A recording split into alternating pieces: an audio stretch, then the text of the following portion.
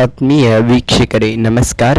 ಇವತ್ತಿನ ದಿನ ಪಂಚ್ ಮಂಗ ಮತ್ತು ಅದರ ಒಳನಾಟ ಯಾವ ರೀತಿ ಆ ಬೊಂಬೆಯ ಜೊತೆ ಇತ್ತು ಎಂಬುದರ ಬಗ್ಗೆ ನಿಮ್ಮ ಬಳಿಗೆ ಹೇಳಲು ಬಯಸುತ್ತೇನೆ.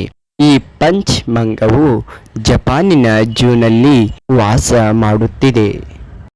ಈ ಪಂಚ್ ಮಂಗವು ಒಂದಿಷ್ಟು ಕಾಲ ತನ್ನ ತಾಯಿಯ ಜೊತೆ ಚೆನ್ನಾಗಿಯೇ ಇತ್ತು. ಆದರೆ ಕೆಲ ದಿನಗಳ ಕಾಲ ತನ್ನ ತಾಯಿಯು ಅದನ್ನು ಸೇರಿಸಿಕೊಳ್ಳುವುದಿಲ್ಲ.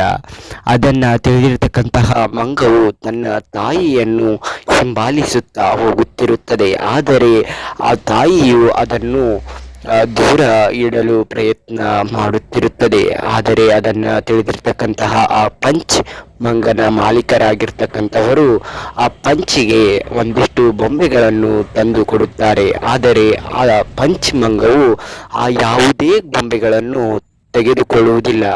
ನಂತರ ಅದಕ್ಕೆ ಮಂಗನ ತರ ಇರ್ತಕ್ಕಂತಹ ಬೊಂಬೆಯನ್ನು ತಂದು ಕೊಡುತ್ತಾರೆ. ನಂತರ ಆ ಪಂಚ್ ಮಂಗವು ಆ ಬೊಂಬೆಯನ್ನು ತನ್ನ ತಾಯಿಯ ಹಾಗೆಯೇ ನೋಡಿಕೊಳ್ಳುತ್ತಾ ಅದರ ಮೇಲೆಯೇ ಕುಳಿತುಕೊಳ್ಳುವುದು, ಹಾಗೆ ಅದರ ಜೊತೆನೆ ಮಲಗುವುದು ಹಾಗೂ ಅದರ ಜೊತೆನೆ ಆಟ ಆಡುವುದನ್ನು ಮುಂದುವರಿಸುತ್ತಾ ಹೋಗುತ್ತದೆ. ಇದನ್ನು ಕಂಡಿರ್ತಕ್ಕಂತಹ ಮಾಲೀಕರು ಅದರ ಫೋಟೋ ಹಾಗೂ ವಿಡಿಯೋಗಳನ್ನು ಸೋಷಿಯಲ್ ಮೀಡಿಯಾದಲ್ಲಿ ವೈರಲ್ ಮಾಡುತ್ತಾ ಹೋಗುತ್ತಾರೆ. ನಂತರ ಈ ಫೋಟೋ ಮತ್ತು ವಿಡಿಯೋವನ್ನು ಕಂಡಿರ್ತಕ್ಕಂತಹ ಜನರಿಗೆ ಅದರ ಮೇಲೆ ಇರತಕ್ಕಂತಹ ಪ್ರೀತಿ ಹಾಗೂ ಅದರಲ್ಲಿ ಇರ್ತಕ್ಕಂತಹ ದುಃಖ ಎಲ್ಲವನ್ನು ಕಂಡಿರ್ತಕ್ಕಂತಹ ಜನರು ಆ ಮಂಗವನ್ನು ಯಾವ ರೀತಿ ಪ್ರೀತಿಸಲು ಮುಂದಾಗುತ್ತಾರೆ ಎಂದರೆ, ಈ ಇತ್ತೀಚಿನ ದಿನಗಳಲ್ಲಿ ಆ ಮಂಗವನ್ನು ನೋಡಲು ಅನೇಕ ಜನ ಆ ಝೂಗೆ ಹೋಗುತ್ತಾರೆ ಮತ್ತು ಅನೇಕ ಜನರಿಗೆ ಅದರ ಪ್ರೀತಿ ಹಾಗೂ ಅದರ ಮೇಲೆ ಇರತಕ್ಕಂತಹ ಕಾಳಜಿಯು ಹೆಚ್ಚಾಗುತ್ತಾ ಬರುತ್ತದೆ.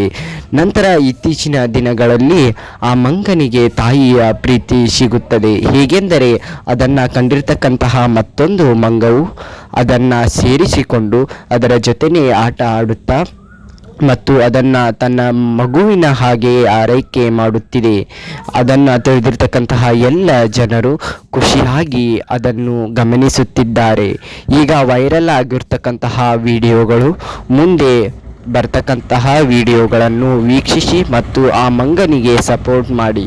ಮತ್ತು ಯಾವ ರೀತಿ ಈಗ ಜನರು ಇದ್ದಾರೆ ಎಂದರೆ, ಆ ಮಂಗನ ವಿಡಿಯೋಗಳನ್ನು ನೋಡಿದ ಕ್ಷಣ, ವೈರಲ್ ಆದ ಕ್ಷಣ ಅದಕ್ಕೆ ಒಂದು ಲೈಕನ್ನು ಕೂಡ ಕೊಡುವುದಿಲ್ಲ, ಹಾಗೆ ಅದಕ್ಕೆ ಸಬ್ಸ್ಕ್ರೈಬ್ ಕೂಡ ಮಾಡುವುದಿಲ್ಲ.